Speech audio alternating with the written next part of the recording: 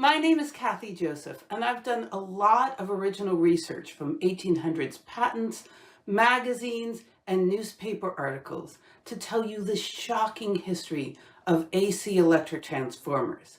Now, electric transformers are very simple devices. Basically, they're just two coils of wire wrapped around iron. However, these simple devices allow us to harness energy from faraway power plants and electrify our world. And the story of how anyone thought of using coils for this purpose and the effect of the electric transformer on the war of the currents is truly shocking, both literally and figuratively. I'm not kidding. Ready? Fasten your seatbelts. It's going to be a bumpy night. Let's go! Electricity, electricity. So before I get to the AC electric transformer, I need to start with the shocking DC battery electric transformer, which brings me to part one, the DC transformer. I'd like to start on August 29th, 1831, when my all-time favorite scientist, Michael Faraday, hopefully titled his diary, Experiments on the Production of Electricity from Magnetism. See, Faraday knew from his good friend Andre Marie Ampere that if he added current to a coil wrapped around a glass bar, the joint actions of what Ampere later called the solenoid made this coil act in a way that was perfectly similar to the action of a bar magnet. Faraday also knew from a retired soldier and shoemaker with some fabulous mutton chops named William Sturgeon that wrapping a coil around an insulated iron bar made a much stronger magnet, stronger than they could get from any bar magnet at the time. As current could make a magnet, Faraday was quite sure that a magnet could make current, but he wasn't having very much luck with a bar magnet. That is why Faraday decided to try to use the magnetism from an iron ring to attempt to carry electricity from one coil to the other. What Faraday found when he first tried it was the ring didn't carry anything. However, when he first connected or disconnected the battery to the first coil, the separate second coil would cause a magnetic needle to twitch one way or the other, which is how Faraday knew that the second coil had current induced in it. After thinking about it for about a month, Faraday came up with a theory that this occurred because when he first connected the battery, the first coil went from not acting like a magnet to acting like a magnet. And when he disconnected the battery, the first coil went from acting like a bar magnet to not being magnetic again. In other words, it was the changing magnetic field that induced electricity in the second coil. By October 1831, Faraday came up with an experiment to validate his theory. He demonstrated that he didn't even need an electromagnet. He could just move a bar magnet into or out of a coil of wire and still induce electricity. Faraday's work was published in November of 1831 and was an international sensation. That is why a 27-year-old man named Emil Lenz living in St. Petersburg heard about it. Now, before this time, Lenz had little interest in electricity. He was mostly focused on climate and oceanic studies and had just published his memoirs about traveling around the world as a naturalist in his late teens and early 20s. Then in 1830 or so, Lenz read George Ohm and Ohm's law, and he started getting intrigued with electricity. And then when he read Faraday, he was hooked.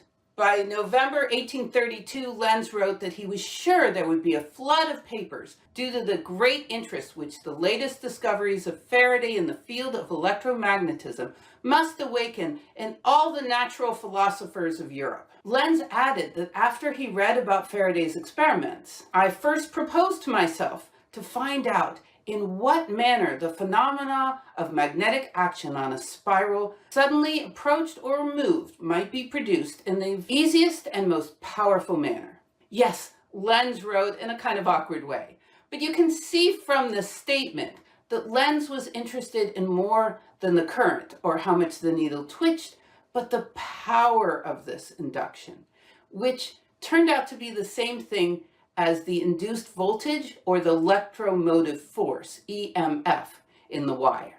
Now, he could have measured that power, or EMF, by using his body as a voltmeter, where the shock was equal to the current through him, which is proportional to the induced voltage. Or he could have used the spark it made.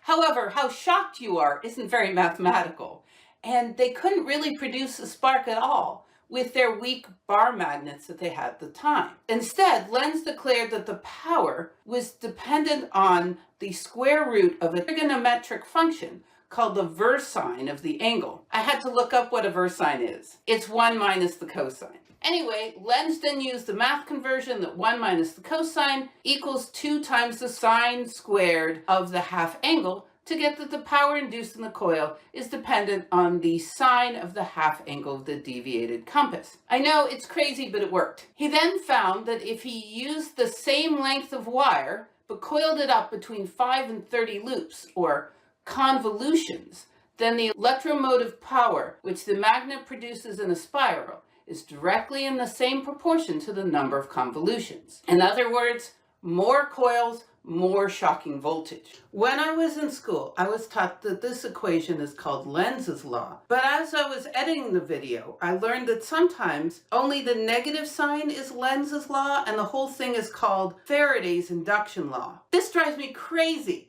because 1, Lenz should get credit for his work, and 2, Maxwell wrote what Heaviside called Faraday's law, which is a law of induction, as the curl of E equals negative dB dt. And although these two laws are mathematically equivalent, it seems very confusing to use the same name for 2 different equations. So I'll continue to call this one Lenz's law. Notice that Lenz's law, as well as Maxwell's equation called Faraday's law, both have a negative sign. And that is because induction is a type of friction. If you didn't have the negative sign, then the change in flux would induce a current that would create its own magnetic field that would work to change the flux even more. Of course, our friend Michael Faraday wasn't done yet. A little over a year later, on January 1835, for Faraday's 9th paper on electricity and magnetism in 4 years, logically, if not poetically titled, The 9th Experimental Researches in Electricity, Faraday noted that a friend had found that if you wrapped a coil around an electromagnet instead of around the other end of an iron ring, a shock was felt each time the contact with the electromotor is broken. This was better for Faraday as he had no math skills, and he had also not read Lenz or Ohm. Meanwhile, William Sturgeon, the shoemaker with the fabulous facial hair who had discovered that iron makes a stronger electromagnet 9 years earlier, was getting deeply frustrated with the institute where Faraday worked. It started to feel to Sturgeon that despite the fact that he had won an award for his electromagnet, the Royal Institute was only willing to publish work from a poor person with no background and no math skills if that person's name was Michael Faraday. That's possibly true. By October 1836, Sturgeon gave up and started his own magazine, where he promised that every description of new experiments or instruments in electricity or magnetism will find a place in this work. Soon the articles came pouring in, including an article from an Irish priest and scientist named Nicholas Callan. Now, Callan had read Faraday's comments about getting shocked every time the connection to the battery was broken or connected, and was inspired to build what he called an electromagnetic repeater, devised for rapidly breaking and renewing communication with a voltaic battery. Callan's repeater consisted of a wheel where if a person spun it once a second, it would create 3,600 shocks a minute, which Callan was very pleased about. But that's not all. With his repeater to give basically constant shocks, Callan could manipulate the coils to give himself better and bigger shocks. That is how Callan found that when he took shocks from wires of different lengths coiled on the same iron bar, he always found that the strongest shock was obtained by the longest wire. That's how Callan experimentally determined that more loops made more shocking voltage, just like Lenz did with his moving magnet and his mathematics. Now, Callan wasn't the first to make a shocking repeater. Heck, he wasn't even the first to publish a description of a repeater in that magazine. But he was the first, as far as I can tell, to publish a description of a machine that would create repeated higher voltages and more shock by using more loops, which makes him possibly the inventor of the step-up transformer.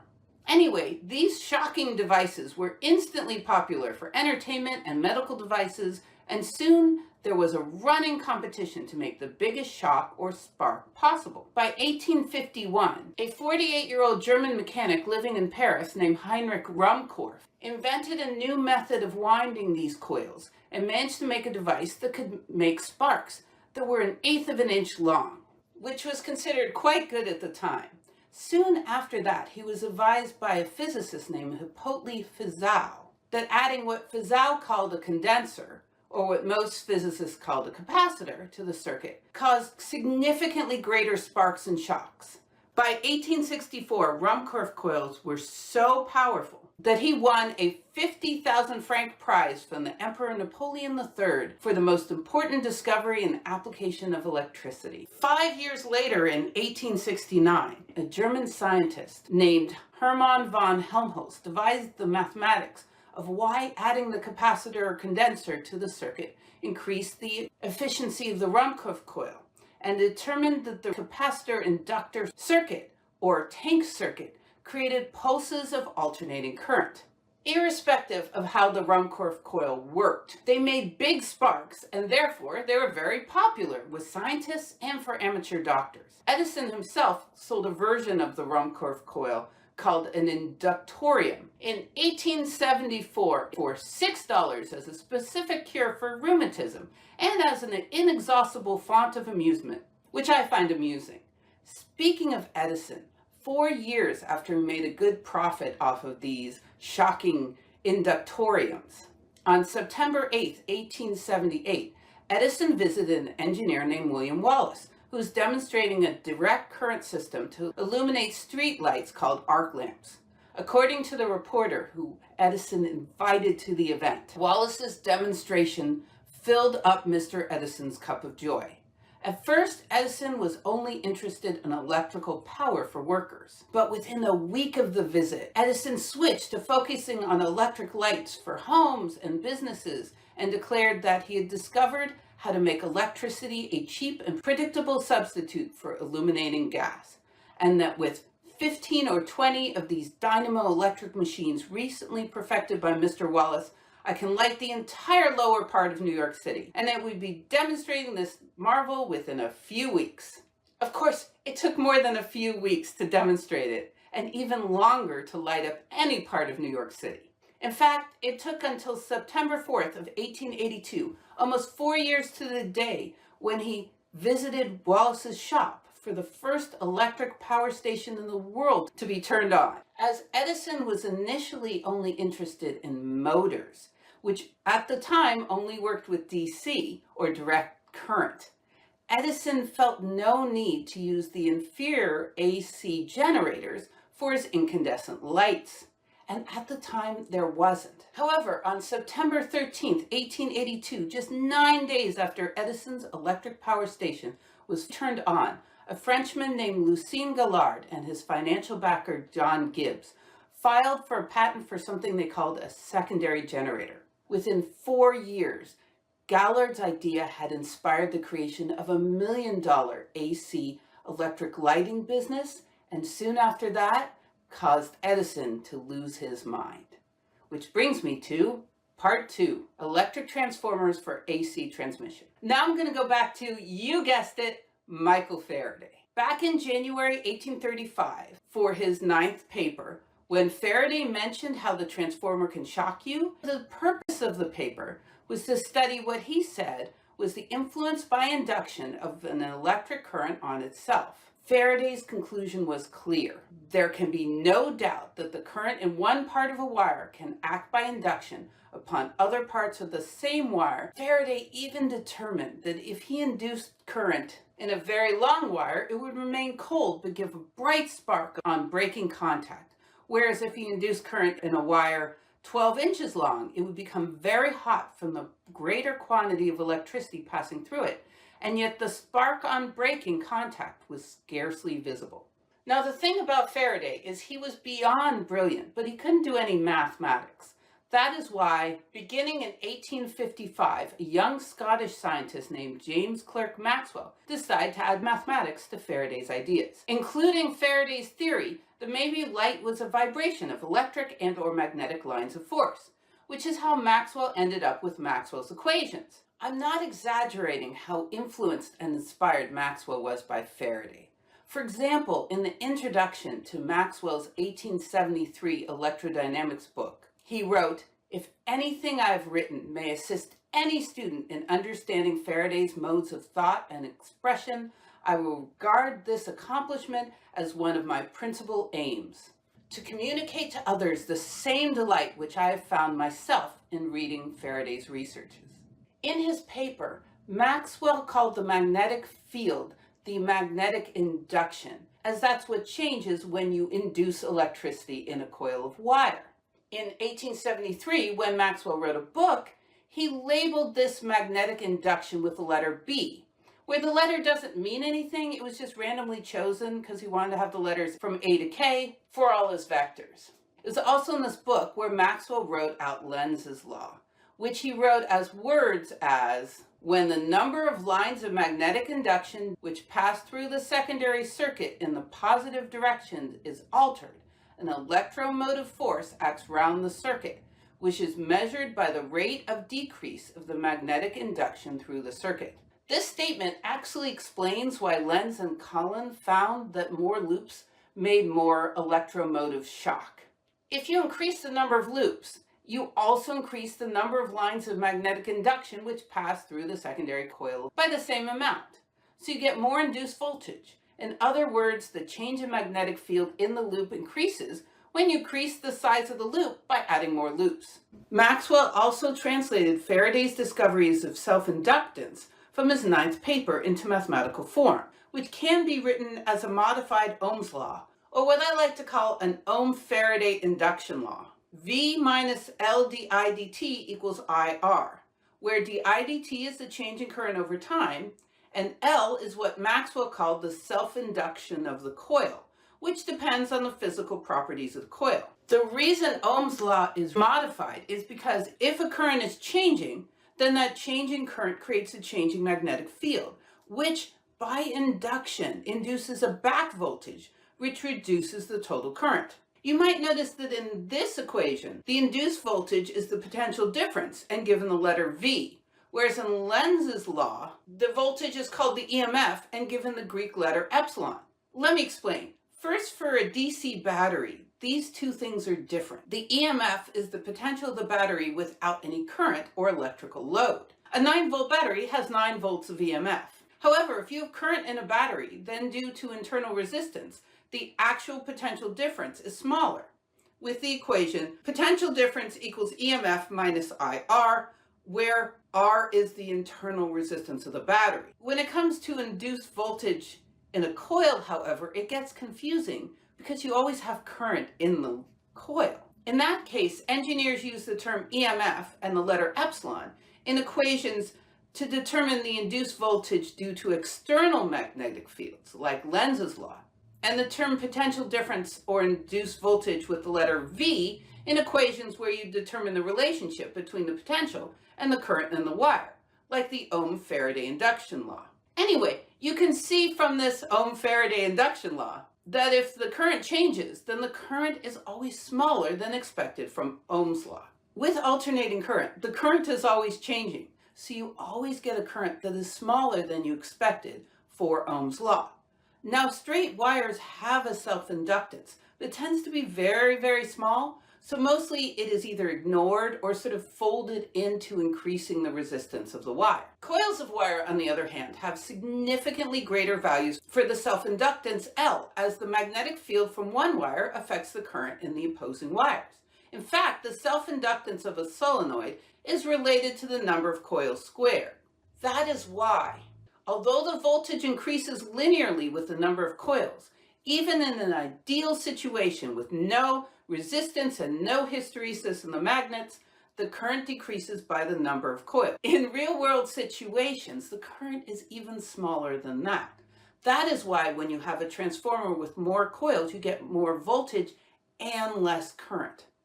One more comment about transformers and power and energy. Like I said, due to self-inductance, alternating current is always less than what you would expect from Ohm's law. That also means that Joule's and Lenz's power law, P equals I squared R, tells you how much power is lost to heat in the wire, not the total power of the coil.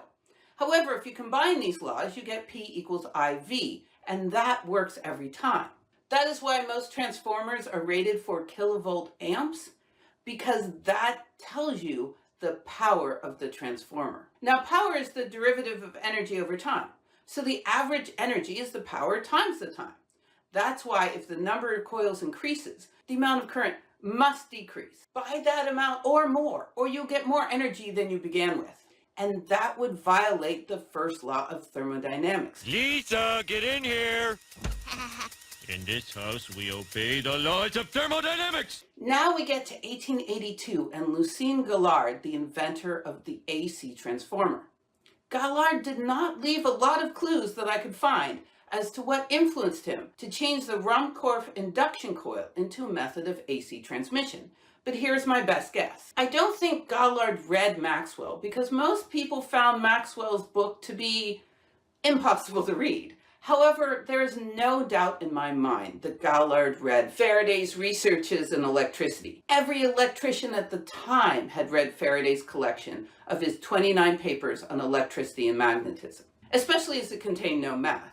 If you want to see how influential Faraday was with electrical engineers and electrical engineering, just take a look at a few of the terms that Faraday coined or asked a linguist friend to help him coin, that electrical engineers still use today in the way Faraday intended. Magnetoelectric induction, anions, anode, cathode, cations, ion, electrolyte, electrolyzed, dielectric, magnetic field, diamagnetic, paramagnetic, and ferromagnetic, and I'm sure I'm missing a lot. Anyway, Gaulard could see that the Ruhmkorff coil could produce a terrific spark, and therefore, according to Faraday, would produce less current and less heat in the wire. Gaulard also realized that the Ruhmkorff coil had a lot of complicated parts, but most of the materials in it, the automatic magnetic switch and the capacitor, condenser, and often other doodads, were just there to make the direct current from the battery produce pulses of alternating current. Gaulard realized that the current from an AC generator didn't need all that. It was already constantly alternating. All you need is two separate coils of different lengths wrapped around an iron bar. Then if you put alternating current in one coil, a different alternating current and voltage would pop out the other coil. Gaulard then had a vision. Generate the electricity at high voltage to the ground and low current, far out of town where one could be loud and make fumes or where one could build a hydroelectric dam. Transmit the electricity high up in the air in isolated areas so that the dangerous electric potentials wouldn't be a problem and the low currents would cause the heat loss to be minimal. Then near a city or town, use the Ruhmkorff coil backwards as what he called a secondary generator to transform the electric potential down to a safe level. The current will go up when you do this, of course, but by this time it didn't have as far to go. As he put it, his device made it possible to carry a large amount of electrical energy on a small conductor and to draw it off at various points under such conditions as required, where the means by which this is effected recalls the Ruhmkorff coil, consisting as it does of two distinct coils and an iron core. The first, which is transversed by an alternating current, induces or generates a current in the second at every pulsation of the current. There's no mechanical movement whatsoever, the motion being entirely molecular. Although Gaulard said he was inspired by the two coils of a Ruhmkorff coil, his device didn't look anything like it, and that's because of something called eddy currents. See, if you have a changing magnetic field near iron, it creates current in the iron too. And this current doesn't do anything useful, it just creates a lot of heat. That is why the iron in a Ruhmkorff coil was not a solid iron bar, but a bunch of laminated iron cords put together, an idea that came from William Sturgeon of the fabulous Sideburns. However, Gaulard found that most of the eddy currents were down the iron, not across the iron, which is why his device looked like stacked plates.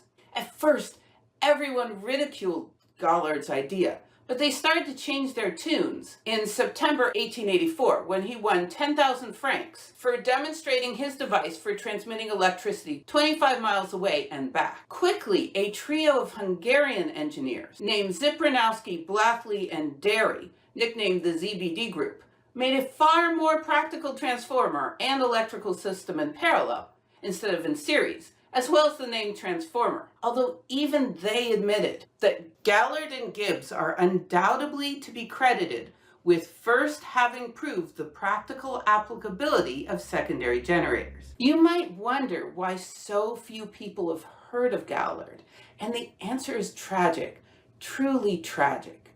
See, after 1884, they got a commission to light a gallery in England, and an Englishman named Sebastian Ferranti was hired to run it. By December 1885, Ferranti filed for a patent that was, according to Gaullard's lawyer, identical to Gaullard's except in parallel. When Gaulard and Gibbs sued for patent infringement, Ferranti countersued them to revoke their patent for not being novel as everyone knew about Ruhmkorff coils. As the court case heated up, Gaulard had a mental breakdown, and in February of 1888, less than 6 years after Gaulard filed for his patent, he was found on the streets declaring himself a god and demanding to see the president as God does not wait. He was taken away to an asylum, and as the newspaper sadly noted, the unfortunate man who is affected with lunacy and general paralysis is none other than Mr. Lucien Gaulard of secondary generator fame. A few months later in July, Gaullard's financial backer, Willard Gibbs, tried his best to defend them in court. However, after Ferranti's star witness, Sir William Thomson, aka Lord Kelvin, testified that it was perfectly known in 1882 how to construct the coil so that the current might be of an required quantity and tension in the secondary, Gaulard and Gibbs lost the case. The editor of the Electrical Review then wrote an article about why Gaulard and Gibbs are certainly to have full credit for the invention of alternating transformer distribution, and how he felt sorry for them that they cannot hold their patent, especially after the pluck and determination they showed when everyone, ourselves included, ridiculed their scheme. Poor Gaulard died in an asylum in November of that same year, and Gibbs went bankrupt trying unsuccessfully to win in court. But Gaulard's idea was to have a lasting impact on our life, because in December 1885, just as Ferranti was filing for that patent that was identical to his, there was an American named George Westinghouse Jr. who got his hands on Gaulard's device. Which brings me to Part 3, Transformers and the War of the Currents. George Westinghouse Jr., who was only 39, was a brilliant inventor and had formed several companies around his ideas, mostly centered around his ideas for safety devices for trains. In fact, Westinghouse's initial interest in electricity was to electrify the train signals to make them safer. But when he heard about Gaulard's system in mid-1885, he was immediately inspired towards AC for incandescent lights. When Westinghouse finally got to see a secondary generator in person, he realized that Gaulard's device wasn't really practical for industry. And according to the man who was hired to both deliver and explain Gaulard's secondary transformer, Mr. Westinghouse applied himself to the production of a piece of apparatus that could be wound on the lathe. And it took Mr. Westinghouse only a few days to design an apparatus which has been the standard ever since. Westinghouse was so excited that even before he had a working AC system, he formed an incandescent light company just in case. By March 20th, 1886, Westinghouse had perfected the AC transformer enough for Westinghouse to ask an employee named William Stanley to secretly try out AC transformers for incandescent lamps in an out-of-the-way town where no one would hear about it if it failed. Then, as soon as Westinghouse finalized the purchase of Gaulard's patent in May 1886, he filed for an induction coil patent, which for the first time used coils wrapped around layers of iron with insulated materials in them to reduce the amount of eddy currents, and was designed for simple manufacture. By late November or early December of 1886, Westinghouse announced that the Gaulard and Gibbs system of electric distribution has been adopted by the Westinghouse Electric Company of Pittsburgh, who proposed to put it in active operation in this country. Gaulard came up with the idea of the AC transformer. The ZBD group improved it, but Westinghouse was the one who patented and came up with the idea of the modern single-phase AC transformer. And I know it was Westinghouse and not one of his employees, because Westinghouse let his employees file for patents under their own name while working for him. Speaking of which, 4 months after Westinghouse's patent, William Stanley patented his own electric transformer, which gave people the false impression that Stanley, not Westinghouse, modernized the transformer, especially as Westinghouse was shy and Stanley was not. So most people believed Stanley as they were friends with him. There's even a modern plaque honoring how William Stanley demonstrated the first practical system for providing electrical illumination using alternating current with transformers to adjust voltage levels of the distribution system. That doesn't even mention Westinghouse's name, let alone his input. We have this fake history because William Stanley actively pushed it. A Westinghouse employee named Pantaleone, who was the person hired by Westinghouse way back in 1885 to investigate and report on the Gaulard and Gibbs alternating current system, recalled that that wasn't true. And in his memory, the opposition by all the electric part of the Westinghouse organization was such that it was only Mr. George Westinghouse's personal will to put it through. If you look at a photograph of a Stanley transformer used in some of the very first AC transmissions from the Ford Museum, one can see that Westinghouse's former employees remembered correctly, as clearly Westinghouse's patented design, not Stanley's. It even has the same wood platform holding it up. Anyway, Stanley's transformer wasn't practical, but it was clear from looking at it how it worked. And by November 1886, Edison understood what Westinghouse was up to and freaked out. He started writing in his notebook that just as certain as death, Westinghouse will kill a customer within 6 months of installing a system of any size. By December 1887, the price of copper went sky high, and Edison went into fear and paranoia.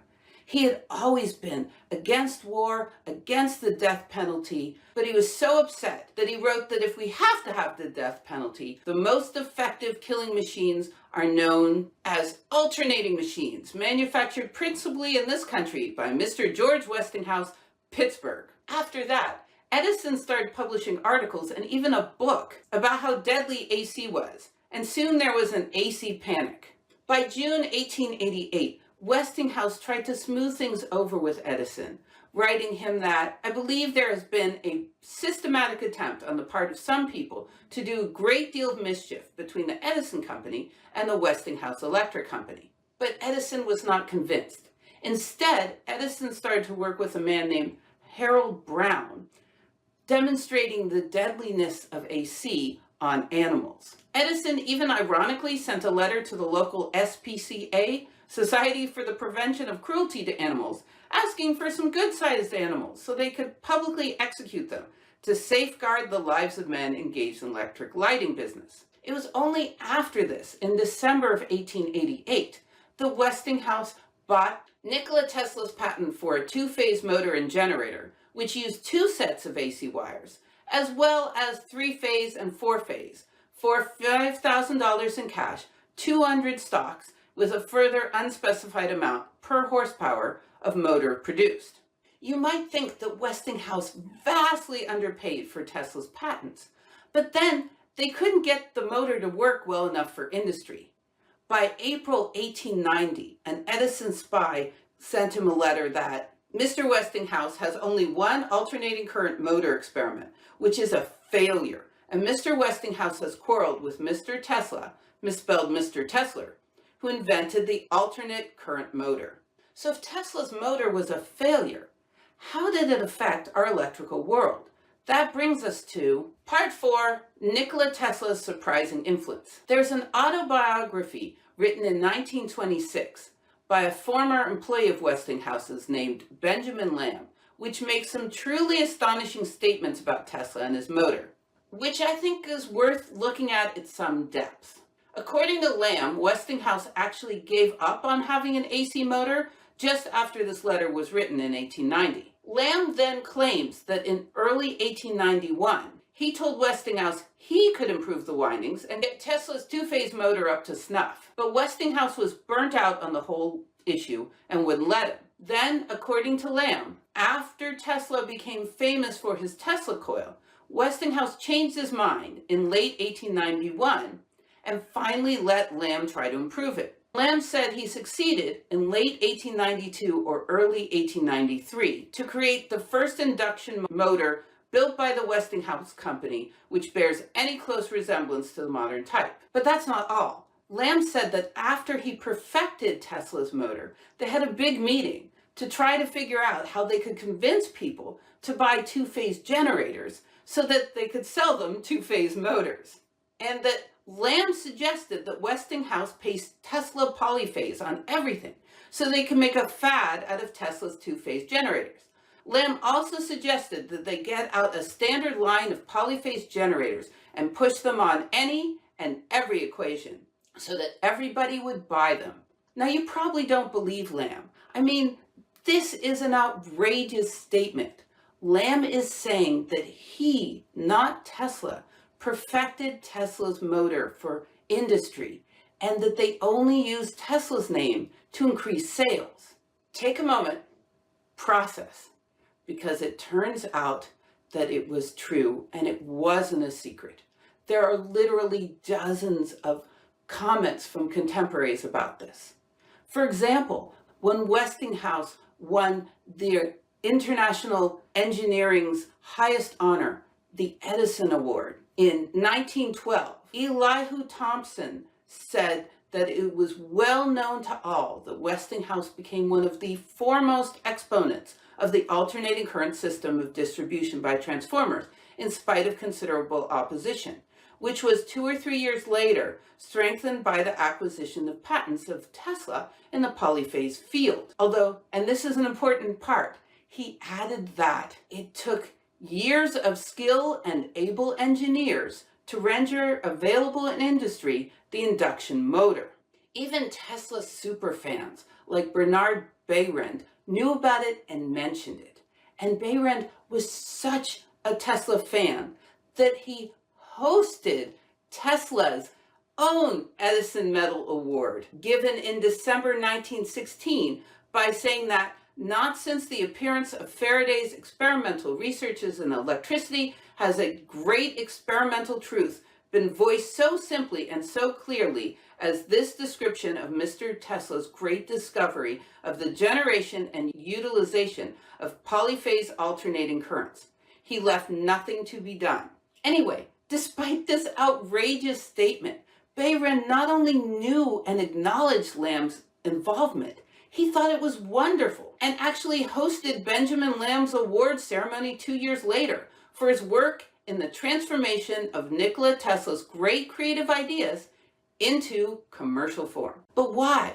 Why would Thomson and Behrend say such nice things about Tesla when he had nothing to do with the development of the single-phase AC transformer, and he didn't even create the first industrial AC motor? Well, there's different answers for the different men.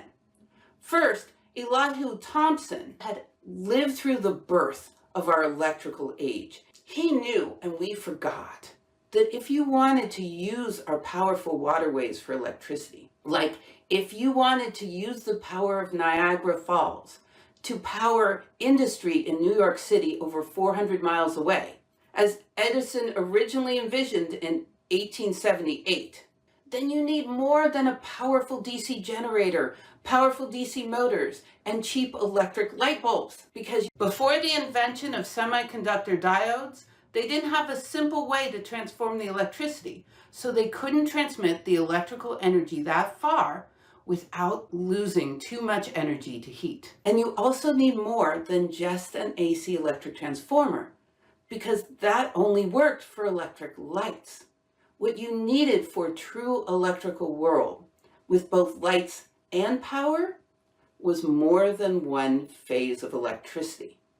And Thomson knew that that idea was first patented and first promoted by Nikola Tesla. Others perfected Tesla's idea. Michael Dobrovolsky implemented a three-phase transmission and motor in 1891. Benjamin Lamb, as I said before, perfected Tesla's two-phase motor in late 1892 or early 1893 and made Tesla's polyphase into a popular thing for the public. Charles Proteus Steinmetz created a math trick called phasers to help the Edison-free GE install three phases throughout the world. All of these ideas stemmed from Tesla's insistence that multi-phase would work for motors and lights at a distance. It is hard not to look at Tesla's patents and find them beautiful. They really showed a new way of using electricity that we continue to use to this day. However, at the time, no one thought that Tesla had anything to do with the development of single-phase AC transformers. Then, in 1895, Westinghouse sued GE, who was using three-phase, and Stanley, who was using two-phase, for using Tesla's polyphase. That is when Westinghouse took out full-page ads that stated that Tesla's system was, quote, especially adapted for the transmission of power over great distances. Now, this is technically true because with just a single-phase transformer, they could transform the electrical power, but they couldn't use it for power, they could only use it for lights. But you can see how people got confused and started to think that Tesla not only created the idea of polyphase for motors, but also came up with the idea of the transformer.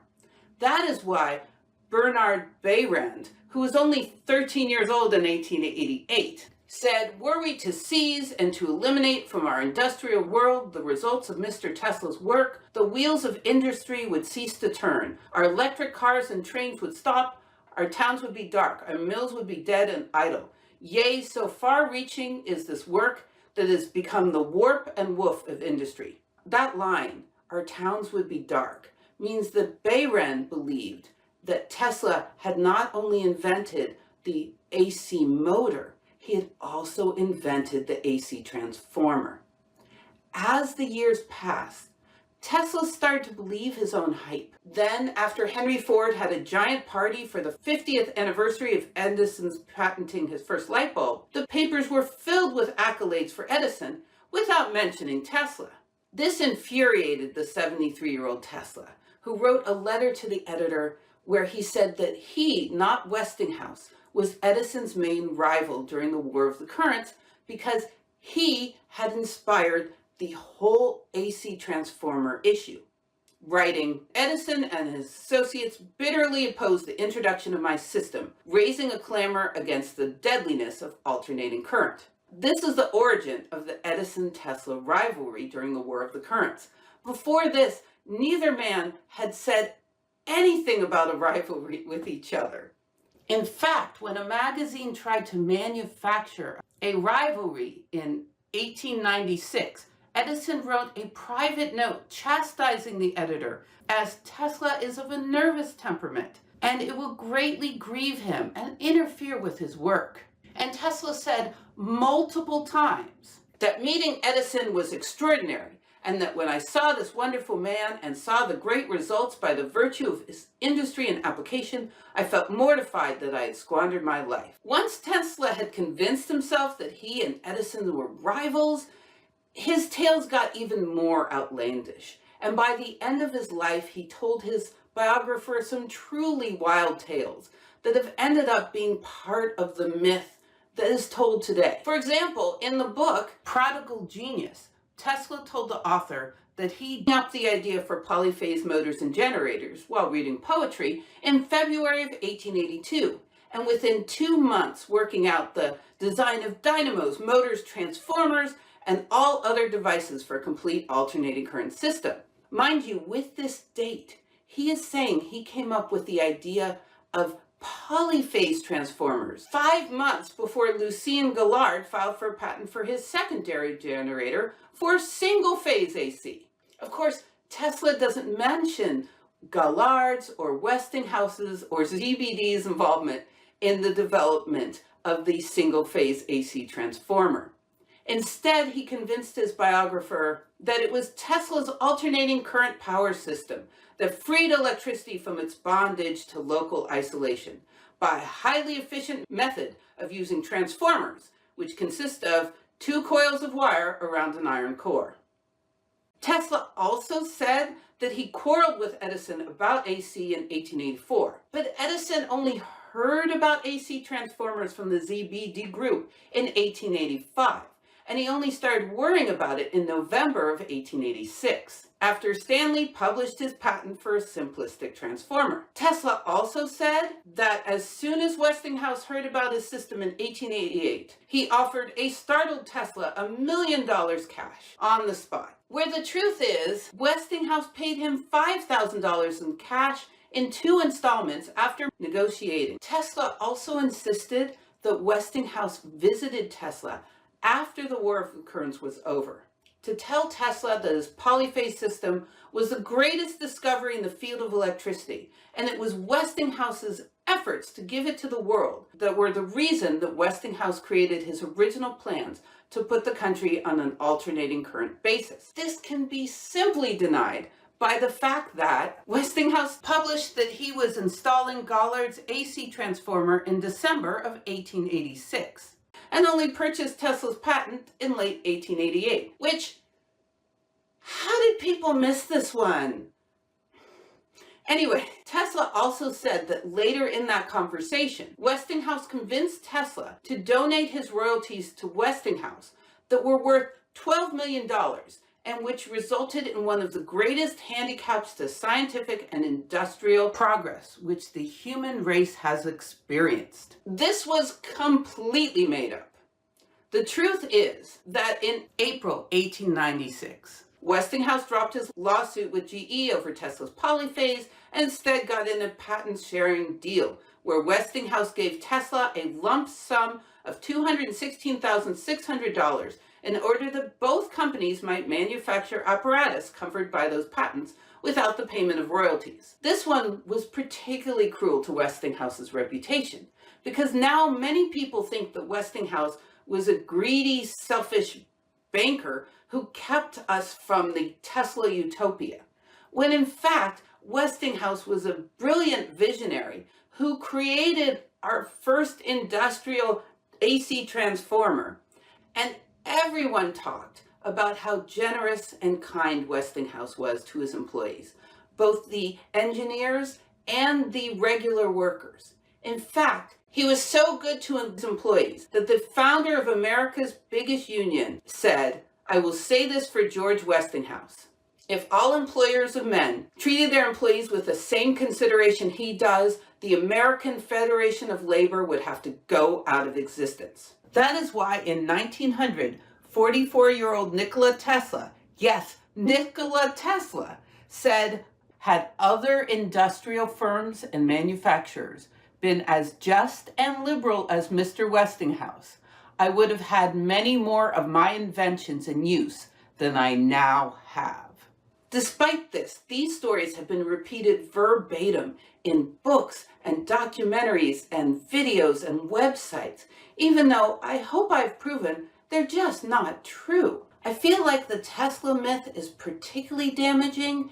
Instead of science being a river of ideas, inspired by and debated by a whole range of people, everything comes straight from the brain of one man, like Minerva emerging fully armed from the head of Jupiter, as Marie Sklodowska-Curie liked to say. If you read Tesla's biography, you will read that even the gods of old, in the wildest imaginations of their worshippers, never undertook such gigantic tasks of worldwide dimension as those which Tesla attempted and accomplished. On the basis of his hopes, his dreams, and his accomplishments, he rated the status of the Olympian gods, and the Greeks would have so enshrined him. And it's because Nikola Tesla, like Gaulard before him, told everyone he was God. The only difference is people believe Tesla and believe him still. This version of history denies not only the influence of Westinghouse on the AC transformer, but also the ZBD group, Gaulard, Maxwell, Helmholtz, Fizeau, Ruhmkorff, Callan, Lenz, Sturgeon, Ampere, and Faraday, and more. The minimization of Faraday's influence is particularly galling to me, as he was, without using any mathematics, the inspiration of not just the AC transformer and the induction coil, but also the generator, electric and magnetic fields, the electromagnetic view of light, Maxwell's equations, radio, E equals mc squared, the discovery of the electron, X-rays, radium, the nucleus, quantum mechanics, and more. Faraday was venerated in his life, and Queen Victoria wanted to knight him, but he refused all honors and lived a humble and quiet life, dedicated to the pursuit of knowledge. I happen to think he's the GOAT, greatest of all time, and I'm not alone in that sentiment. In 1931, Ernest Rutherford, who was pretty inspiring himself, said, quote, "There is no honor too great to pay to the memory of Michael Faraday, one of the greatest discoverers of all time." It might sound like I'm doing the same thing for Faraday that Behrend was doing for Tesla. And although I am a Faraday superfan, I think there is a significant difference. Unlike Behrend, I don't think Faraday's discoveries were complete and that he left nothing to be done for those who followed him. Instead, I think Faraday's main accomplishments, and Tesla's, were for how much work they inspired in others, not how little. You might have noticed that I tell a lot of stories that you probably haven't seen in any other books or websites or magazines. And that's because I don't use books and websites and magazines to make my stories. Well, that isn't technically true. I start with like Wikipedia or maybe a really old book from like the early 1900s, late 1800s to give me dates and quotes and a general idea of what people think the story was.